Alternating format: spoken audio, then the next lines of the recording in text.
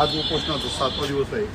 फक्त पाणी घेतात आणि आज सकाळपासून अशी इतकी प्रकृती खालवली की जे पकडे होतात आणि काम यायला आणि कापूर आहे.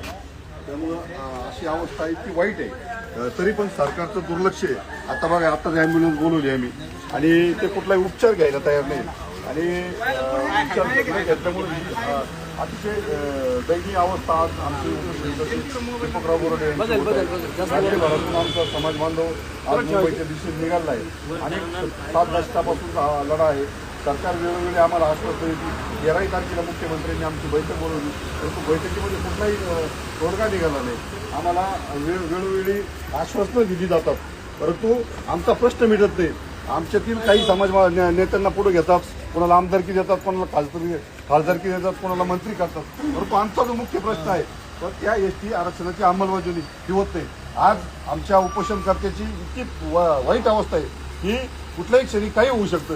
मी तुम्हाला या तुमच्या मीडियाच्याद्वारे सरकारला सांगू इच्छितो की जर आमचे उपोषणकर्ते दीपकराव बोराडे यांच्या प्रकृतीला काही झालं, त्यांच्या केसाला जरी धक्का लागला तर